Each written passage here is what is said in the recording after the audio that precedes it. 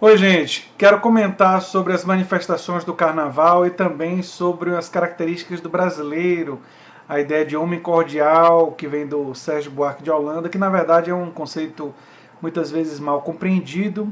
E por causa de dois inscritos, o Em Nome da Rosa e o André Pio, eles me sugeriram que eu fizesse um vídeo sobre isso, então eu vou combinar esses dois assuntos em um vídeo só, tentando condensar as informações, porque a gente está tendo que discutir tanta coisa que na verdade não dá para fazer vídeos só com um assunto, né? Talvez eu consiga amanhã, mas hoje eu tenho que combinar esses dois assuntos.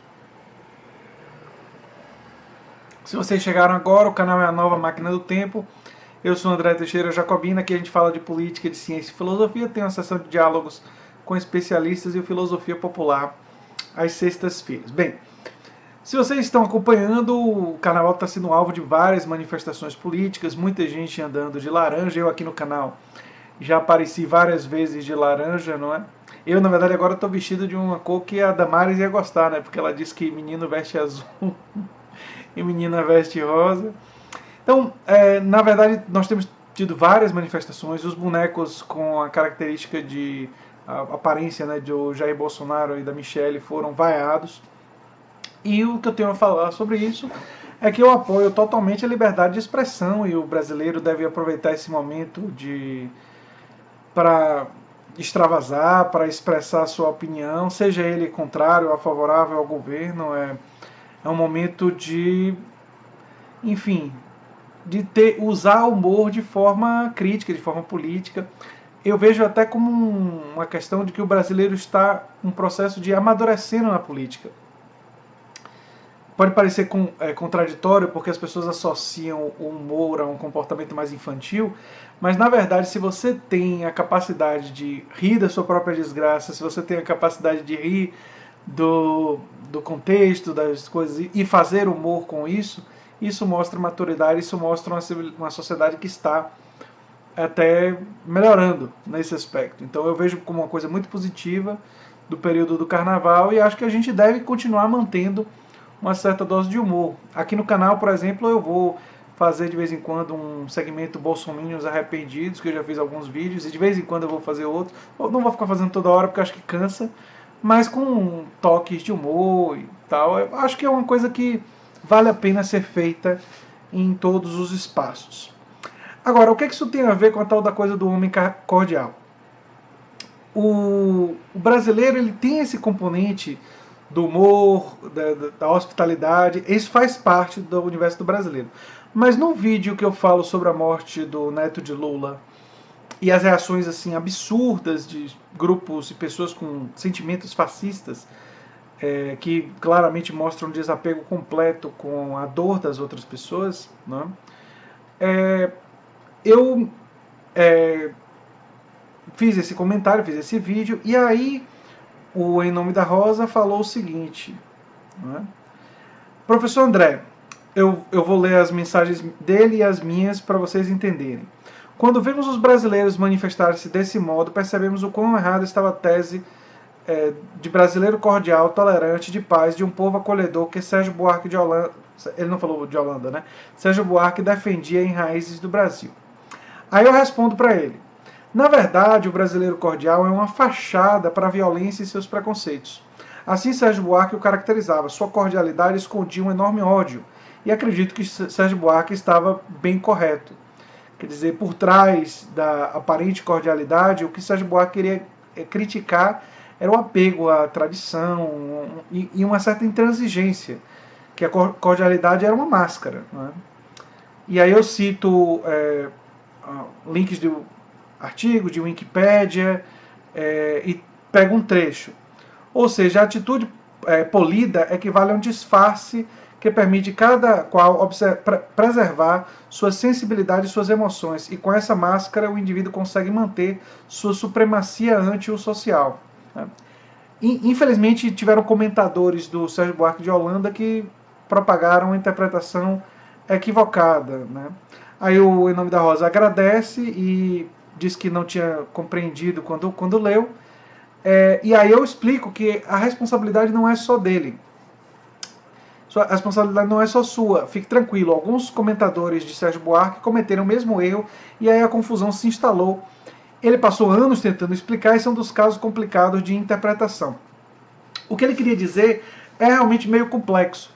Para ele, o brasileiro tem uma cordialidade associada a um apego à tradição e vê relações públicas e privadas como indistintas, o que leva ao patrimonialismo. Patrimonialismo é exatamente isso, o uso do público como se fosse seu, como se fosse privado. Seria, por exemplo, alguém que é prefeito usa do poder de prefeito para favorecer um amigo dele que é empresário. Em algum contrato. Isso é o uso patrimonialista do Estado brasileiro. Algo que remonta às capitanias hereditárias e está conosco até hoje. É um traço característico do nosso Estado e também da nossa população, da forma de lidar com o Estado. Né?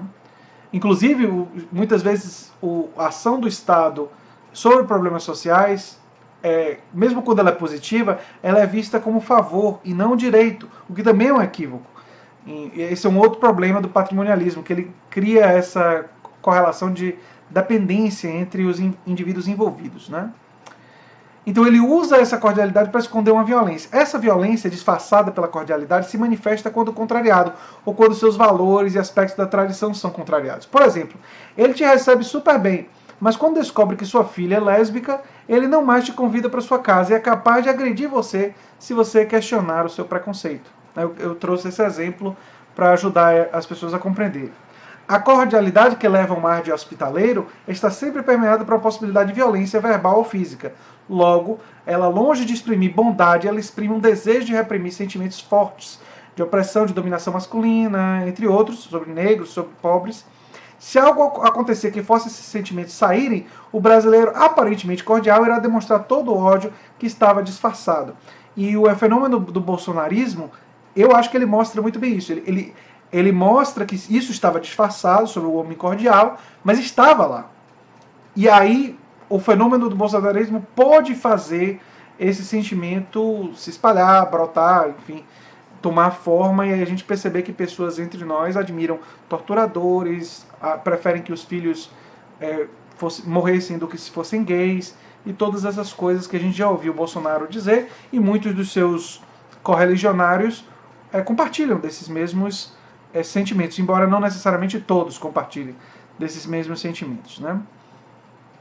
Podemos dizer, eu digo exatamente isso, podemos dizer que Bolsonaro ajudou a revelar a violência que estava reprimida em muitos. Né? Aí o Em Nome da Rosa fala, realmente já vi comentadores fazendo essa interpretação, por isso acredito eu que não percebi o equívoco. Puxa, professor André, parabéns pela sua excelente intervenção.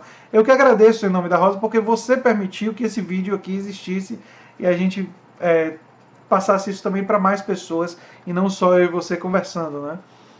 E aí eu falei, tranquilo, a cordialidade que em Sérgio Buarque de Holanda tem relação com aquilo que é do coração. É interessante entender que a palavra cordial remonta justamente ao que é sentimental, não é racional, é a oposição entre aquilo que é muito arraigado aos sentimentos, né? Está próximo do coração. E se exprime uma multidão de sentimentos, inclusive os piores que podemos imaginar, mas também alguns bons. Então é uma coisa ambígua, né? Não é totalmente definida. Mas o principal que ele queria dizer é uma crítica ao comportamento de falsidade, de disfarce existente na sociedade para preconceitos de ódio arraigados. É uma certa crítica a uma boa dose de hipocrisia existente na nossa sociedade, de pessoas que recebem a gente bem, que dizem aquelas palavras agradáveis, mas que por dentro estão reprimindo ódios diversos. Né? E aí o André Pio faz o comentário que me levou a fazer esse vídeo, que é, André, a sua explicação sobre o homem cordial do Sérgio Buarque, que você deu ao amigo Em Nome da Rosa, valeria um vídeo. Olha nós aqui. Seria ótimo, pois essa é uma das teses fundadoras da nossa sociologia, mais incompreendida pela esquerda e pela direita. Fica a dica, André Pio, a dica foi aceita e o vídeo foi realizado. Eu nem sempre faço, mas eu acho que... E depois eu vou explicar em mais detalhes por que eu acho apropriado a gente refletir sobre isso, né? E aí ele, enfim... exatamente, aí eu concordo com ele e sigo. E por que eu acho que refletir sobre isso é tão apropriado no momento atual?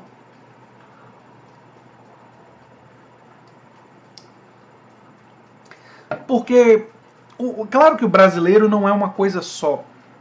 existem muitos aspectos que compõem a nossa identidade.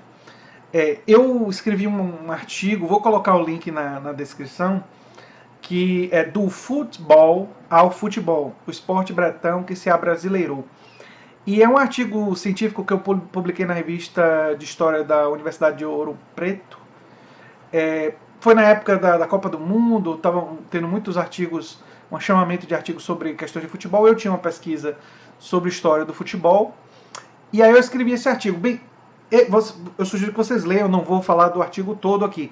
Mas o que é interessante, uma das coisas que eu acho interessantes nessa pesquisa é perceber como elementos da cultura popular, carnaval, futebol, enfim, eles podem ser utilizados tanto do ponto de vista, eles podem ser percebidos como instrumentos de alienação, como eles podem ser instrumentos de politização.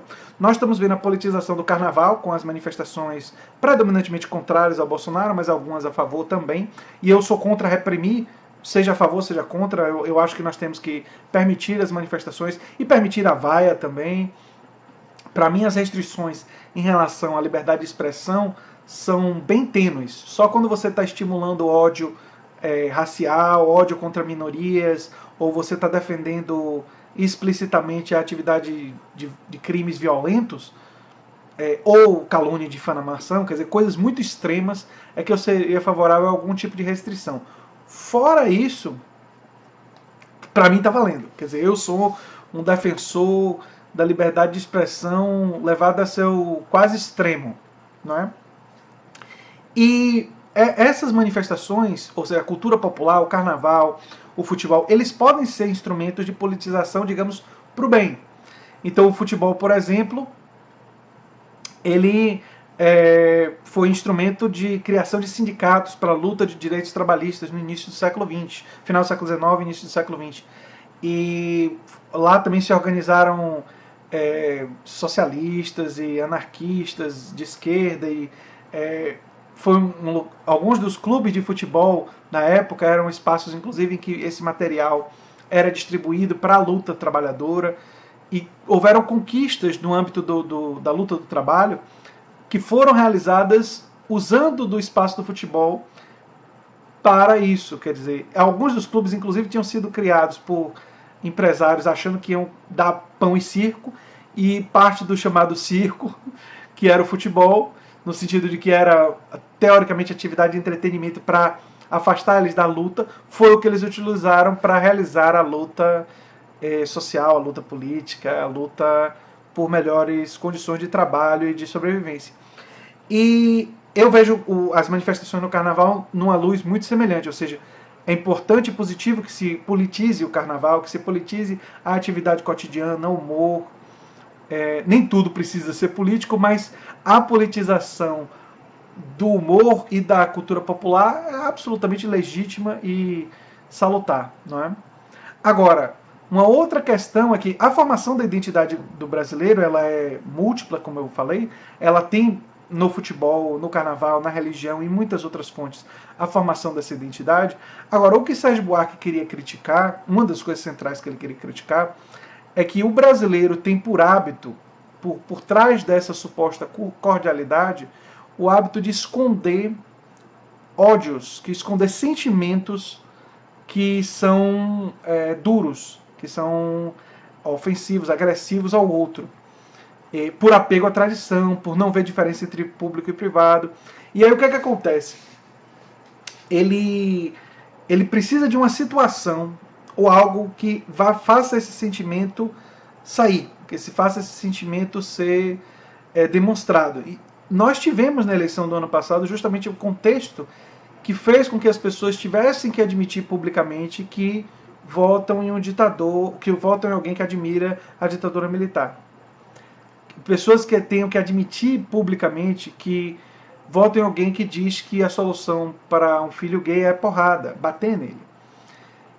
Então, isso foi doloroso para a população brasileira. Nós estamos vivendo com as consequências dessa polarização e dessa fratura, porque antes da eleição do ano passado, nós vivíamos sobre a égide sobre o Zeitgeist, né, o espírito do tempo, da cordialidade da qual o Sérgio Buarque de Holanda estava falando, ou seja, essa cordialidade que oculta, essa cordialidade que faz muitas pessoas imaginarem que as pessoas não têm esses sentimentos, quando eles têm. Faz as pessoas imaginarem que não existem teocratas entre nós. Existem teocratas entre nós. O que são teocratas? Pessoas que acreditam que o Estado não deve ser laico, que o Estado deve ser cristão. Quer dizer, existem essas pessoas entre nós. Pessoas que acham que o poder deve ser de uma determinada igreja e deve ser orientado única e exclusivamente por uma determinada interpretação da religião que é predominante no Brasil. E essa visão é uma visão extremamente autoritária. Quer dizer, se vocês quiserem uma comparação com teocracia de um outro país, pensem na teocracia islâmica da Arábia Saudita. Ali é uma teocracia e essas pessoas estão entre nós. E por um tempo elas estavam, digamos assim, ocultando isso. Elas não estavam externando isso dentro da área da política. Mas agora, de forma positiva, eu acho, elas externaram. E por que é positivo? Porque aí nós conseguimos ter o debate. Nós podemos ter um enfrentamento entre as ideias. E você pode denunciar claramente, olha, você está tendo um pensamento teocrático. Isso ajuda o debate político a caminhar e a evoluir, a se aprimorar. Então tem um lado bom de deixar as coisas claras. E é algo que eu defendo muito, eu acho que a transparência na política é algo fundamental. Então era isso que eu tinha para falar sobre esse assunto, gente, por causa da importância do homem cordial para compreender aspectos da realidade brasileira de hoje, não é? Era isso. Se vocês gostam do que eu faço aqui no canal A Nova Máquina do Tempo, se lembrem sempre de se inscrever, dar um like e compartilhar, que é muito importante para mim. Um abração e até o próximo vídeo. Tchau, tchau.